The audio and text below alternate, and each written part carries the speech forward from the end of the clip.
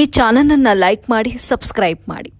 ಅಥಣಿ ತಾಲೂಕಿನ ಸರ್ಕಾರಿ ಆಸ್ಪತ್ರೆಯ ಅಧಿಕಾರಿಗಳು ಭಿಕ್ಷೆ ಬೇಡುವ ಸಂಘಟನೆ ಮಾಡಿಕೊಂಡಿದ್ದಾರೆ.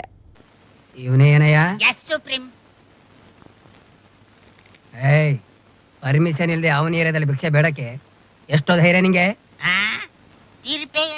ಪರ್ಮಿಷನ್ ಬೇಕಾ?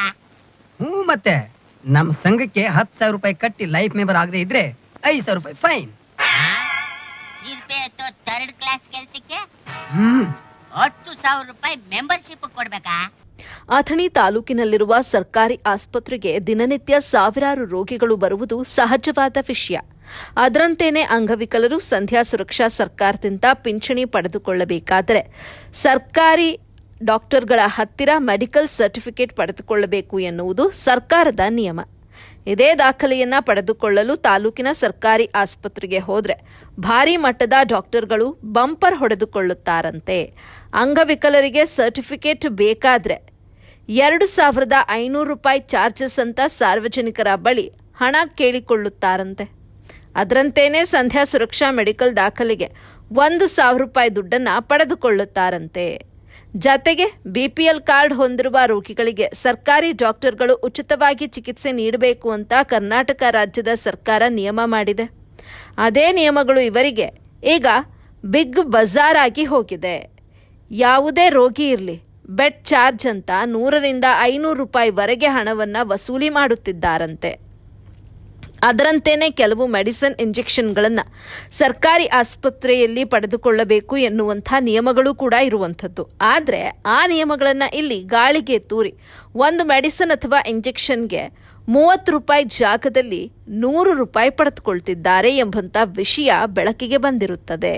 ಇದನ್ನು ನೋಡಿಕೊಂಡು ಸರ್ಕಾರಿ ಆಸ್ಪತ್ರೆಗೆ ಬರುವ ರೋಗಿಗಳು ಇವರೇನು ಸರ್ಕಾರಿ ಆಸ್ಪತ್ರೆಯ ವೈದ್ಯರೇನು ಭಿಕ್ಷೆ ಬೇಡಿಕೊಳ್ಳುವ ಸಂಘಟನೆಯನ್ನ ಮಾಡಿಕೊಂಡಿದ್ದಾರೆ ಎನ್ನುವುದು ಸಾರ್ವಜನಿಕರ ಆಕ್ರೋಶಕ್ಕೆ ಮಾತಿಗೆ ತುತ್ತಾಗಿದೆ. ತಂದೆ ತಾಯಿ ಇಲ್ದಿರೋ ತಪ್ಪಲೆ 2 ರೂಪಾಯಿ ಭಿಕ್ಷೆ ಹಾಕಣ. ಯಾವ ನೀವನು ಲೋಪರ್ ಮಾಡ್ತೀನಿ ತಡಿ, ನಿನಗೆ ನನ್ನ ಏರಿಯಾಕ್ಕೆ ಬಂದು ಭಿಕ್ಷೆ ಮಾಡ್ತಾ ಇದೀಯಾ? ಮಾಡ್ತೀನಿ. ಹಲೋ ಸುಪ್ರೀಂ ತಂದೆ, ಧರ್ಮ ಮಾಡ್ರಪ್ಪ, 5 ರೂಪಾಯಿ ಇದ್ರೆ ಸರ್. S supreme.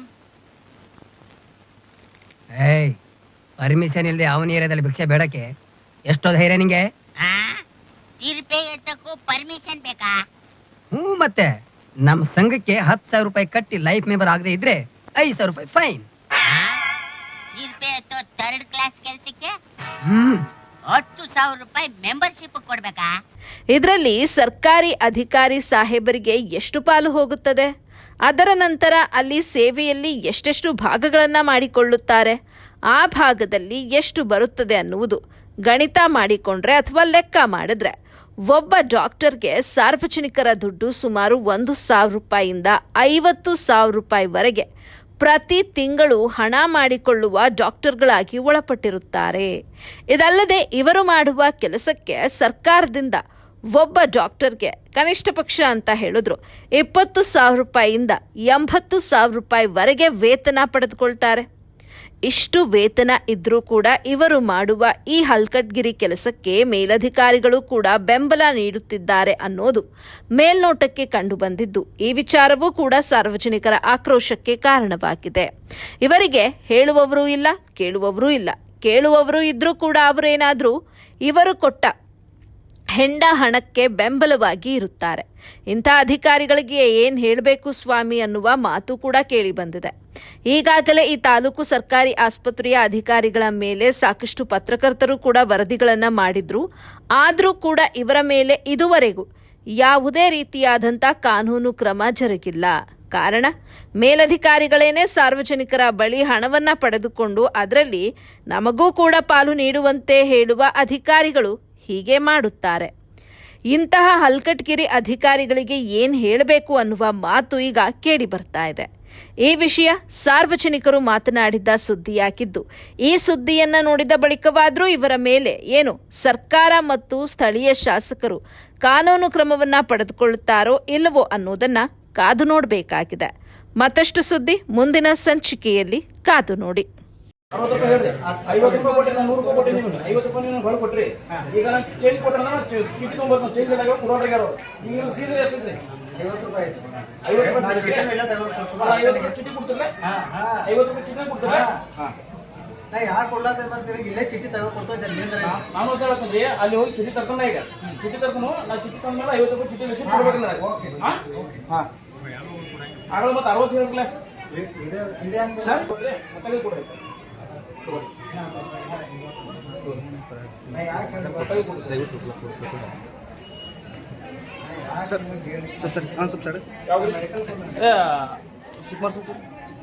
ಸರ್ ಅದು ಚೀಟಿ ಇಸ್ಕೊಂಬರ್ರಿ ಸರ್ ಕಡೆ ಪ್ರಕಾಶ್ ಅಂತ ಸರ್ ಕಡೆ ಕೊಟ್ಟೆ ನೋಡ್ರಿ ಸರ್ ಇಲ್ಲಿ ಏನಾಗಿತ್ತು ಸರ್ ಏನಿಲ್ರಿ ನಾವು ಮೆಡಿಕಲ್ ತೆಗಿಯಕ್ಕೆ ಬಂದಿದ್ದೀವಿ ರೀ ಹಾಂ ಸರ್ ಮೆಡಿಕಲ್ ತೆಗಿಯಕ್ಕೆ ಬಂದ ಮೆಡಿಕಲ್ ಸರ್ಟಿಫಿಕೇಟ್ ಮಾಡ್ಸಕ್ಕೆ ಬಂದೀವಿ ರೀ ಹಾಂ ಸರ್ ಅದ ಇವರು 60 ರೂಪಾಯಿ ಬೇಡ್ರಿ ಸರ್ ಹಾಂ ಸರ್ ಎದಕ್ಕತ್ರಿ 60 ರೂಪಾಯಿ ಎದಕ್ಕತ್ ಸರ್ ಅಂದ್ರೆ ಮೆಡಿಕಲ್ ಸರ್ಟಿಫಿಕೇಟ್ ತೆಗೆದು ಕೊಡ್ಲಾಕ 60 ರೂಪಾಯಿ ಕೊಡ್ಬೇಕಂತ್ರಿ ಇವರಿಗೆ ಹಾಂ ಸರ್ ಆಮೇಲೆ ಅಲ್ಲಿ ಹೋಗಿ ರಿಸಿಪ್ಟ್ ಮಾಡ್ಕೊಂಬ ಅಂತಂದ್ರೆ ರಿಸಿಪ್ಟ್ ಮಾಡ್ಕೊಂಬರಕ್ಕೆ ಹೋಗಿದ್ದು ನಂಬರ್ ಭಾಳ ಅದಾವ್ರಿ ಹಾಂ ಸರ್ ಹಿಂಗಾಗಿ ಇಲ್ಲಿ ಬಂದು ಕೂಡಲೇ ರಿಸಿಪ್ಟ್ ತೆಗೆದು ಅಂದ್ರೆ ರಿಸಿಪ್ಟ್ ತೆಗೆದು ಕೊಡ್ಲಾಕ ಮತ್ತು ಪ್ಲಸ್ ಮೆಡಿಕಲ್ ಸರ್ಟಿಫಿಕೇಟ್ ಮಾಡಕ್ಕೆ 60 ರೂಪಾಯಿ ಹೇಳ್ತಾರೆ ರೀ ಅಲ್ಲಿ ವೈದ್ಯರ ಕೇಳೋಣ 30 ರೂಪಾಯಿ ಹೇಳ್ತಾರೆ ರೀ ಇವರು 60 ರೂಪಾಯಿ ಹೇಳ್ತಾರೆ ರೀ ಈಗ ನಿಮ್ಮ ಕಡೆ ಎಷ್ಟು ಆಗುತ್ತೆ ಅಂದ್ರೆ ಸರ್ ಈಗ 100 ರೂಪಾಯಿ ಕೊಟ್ಟಿನಿ ಸರ್ ನಾ 100 ರೂಪಾಯಿ ಕೊಟ್ಟರೆ ಹಾಂ ಸರ್ ಆಮೇಲೆ ರಿಸಿಪ್ಟ್ ಕೊಡ್ರ ನಾನು ರಿಸಿಪ್ಟ್ ಕೊಡಕ್ಕಾಗಂಗಿಲ್ಲ ನೀವು ಅಲ್ಲಿ ಹೋಗಿ ಚೀಟಿ ತಗೊಂಬಂದು ವಾಪಸ್ ಕಳಿಸಿದ್ರಿ ಹಾಂ ಸರ್ ಈಗ ಮತ್ತೆ ವಾಪಸ್ ಇಲ್ಲ ಸರ್ ಹಾಂ ಬಸ್ ಸರ್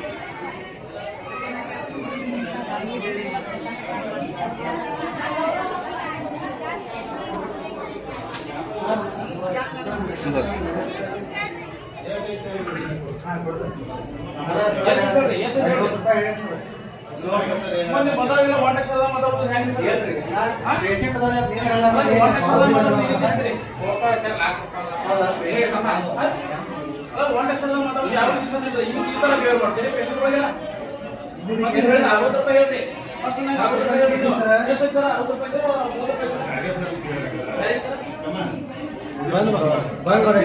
ಸರ್ ವಿಡಿಯೋ ಮಾಡ್ಕೋಬೋದ್ರಿ ಸರ್ ಸರ್